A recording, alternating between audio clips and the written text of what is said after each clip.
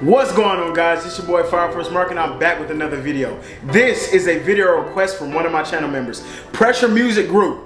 What's happening with you? I appreciate you so much for your support, bro. And here is your video. Who has the best systems out of Iron Man, Batman, Cyborg, and Armored All Might? Who has the better support systems? And if they had access to them, who would win in a fight? So you wanted to know this? It took a little minute. Thank you so much for waiting, but I've been working on so much stuff. But let's get this video out to you guys. Starting off, who is Armored All Might? Armored All Might is a mechanical suit worn by All Might during the Final War, specifically designed to fight against All for One, despite his quirkless state after transferring One for All to Deku. It is comprised of several scale-like robotic pieces that can be detached and applied, and shares a connection to his car, Hercules. All Might spent almost all his entire fortune he has saved up to develop the suit and items, with the production and delivery being so rushed that they never went through proper testing. The suit was designed by Melissa Shield, based on specs from All Might himself. Each tool, gadget, and weapon is by and named after the students of Class 1A and their abilities. The Armored All Might suit was formidable enough to allow a powerless, aging All Might to go toe-to-toe with All for One in his physical prime, thanks to the rewind drug. Albeit slowly regressing in age as a side effect of taking the drug, the suit was made capable of inflicting massive damage on All for One, accelerating the de-aging effects and further shortening his remaining lifespan. Despite sustaining severe injuries beneath the armor and its eventual destruction, All Might endured long enough for Great Explosion Murder God Dynamite to take over the fight, demonstrating the remarkable resilience and effectiveness of the Armored All Might. The armored suit, as well as Hercules, are destroyed over the course of the final battle between All Might and All for One.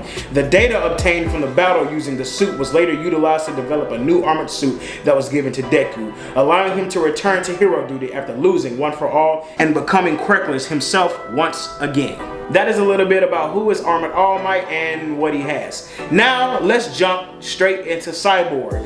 Cyborg can interface with every single piece of technology in the universe. Cyborg is equipped with what you call a mother box. It makes him essentially a walking supercomputer on crack. Actually, no. Let's ratchet it up a bit. It's more like crack, fentanyl, and sensu beans in a bowl with G Fuel as the milk. The fuck, man? That is how freaking wired Cyborg is and his tech is. Now let's jump to Iron Man. Everybody knows Jarvis, the AI Tony Stark has used for many years to aid him in his battles, his inventions, and all kinds of things in his everyday life. Jarvis, or as Jarvis refers to himself, just another rather very intelligent system.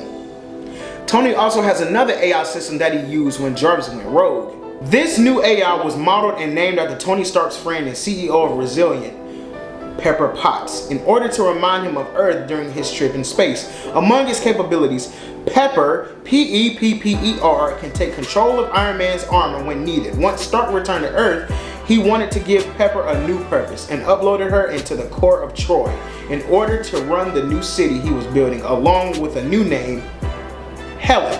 Friday is the AI system that Tony created after he was being cheap and didn't want to hire another new secretary. No more refills! Give me back them toys, freeloaders! Show's over, cheapskate! Friday basically was like a real girl. After so many years of little use by Tony, she went from a child to a teenager and eventually an adult. Tony eventually downloaded her into a robotic body of her own. She has the same capability as Helen and Jarvis. She can take control of Tony's armors, and if she was to go rogue, which she has done, she can cause Tony a lot of trouble, like she has done. And last but certainly not least, we got Batman with his Bat supercomputer and Brother Eye. Batman has the run-of-the-mill supercomputer. He can interface, hack different systems, control parts of Gotham and the Watchtower. But you asked about Brother Eye. So let me give it to you. It's a little bit complicated though. You see, Batman created Brother Eye, a semi-autonomous artificial intelligence surveillance system, equipping it with an anti-detection stealth system. He launched the satellite into geosynchronous orbit, Through the use of Brother Eye, Batman collected a massive database of information concerning every known metahuman on Earth.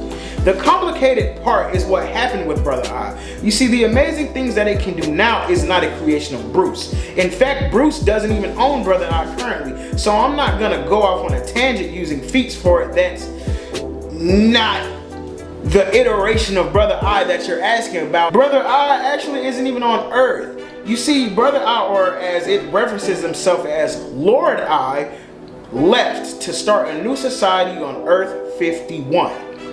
Now, who has the best system? Cyborg, for all intents and purposes, should have the best system because he is the only one that does not take his tech off. He is tech. He is literal tech. He is tech personified. Cyborg should have the best tech over everybody here named.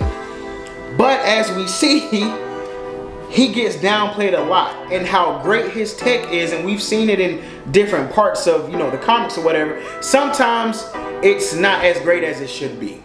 But for all intents and purposes, Cyborg does have the best tech. So I'm gonna say Cyborg has the best tech. Now we get to who would win. Now, okay. See, this isn't nearly as complicated as you may think. You see, Armored All Might is a great creation and all, but he is peanuts and little. He's like a mouse compared to these giants in Tony, Batman, and Cyborg. Armored All Might is not going to be able to do anything in a tech battle versus these guys. He's getting knocked off. Like that suit, it ain't durable. Like it's durable, but it ain't durable to the umpteenth. You know what I'm saying? So Armored All Might, he's out. And then you got Cyborg. Again, Cyborg should win every tech battle known. But what happens with Cyborg? Shoot, the first time Batman ever met Cyborg, he uploaded a virus into his system. Cyborg should be able to beat everybody, but he can't beat Bruce. So Cyborg and Armored All Might is out. So that's gonna lead me up to Batman and Iron Man. You see, this isn't a character battle or even a hand-to-hand fist battle or whatever. I mean, it's gonna turn into that, but it's, for all intents and purposes, it's a tech battle. So who would win out of the two? In this tech battle with Batman and Iron Man, everything they have on their person, all their tech, I'm gonna lean towards Iron Man. Why do I say this? Batman's version of Brother Eye isn't nearly the tech it is now. It's capable of having knowledge on all the metahumans on Earth in his orbiting all-seeing system, yeah, but that's all it is in that state, and it needs to be used efficiently. It's not something that's battle ready all the time, or something to just be used to win a hand-to-hand fight quickly or something like that. Iron Man's systems are. Like Batman's version of Brother Eye, Tony Stark's systems are much better. They are much more versatile. You see, Iron Man would ultimately win this tech battle, and it's simply because it's not that his version of Brother Eye isn't great, it's just that Tony Stark's systems are much more on hand for him. If he needs them to, because this fight is, they have access to their, to their systems.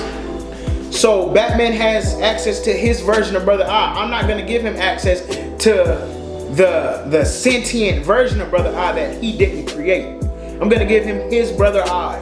It's not a handicap, it's fair. Everybody has their stuff. So I'm not gonna give Bruce an upgraded system that's not his. You know what I'm saying? If Iron Man and Batman are fighting and it's a tech battle, every single one of his systems, Jarvis, Helen, Friday, they can all pilot Tony's suits. So Tony could very well have an army of his suits going up against Batman, and it's just kind of not fair at that time.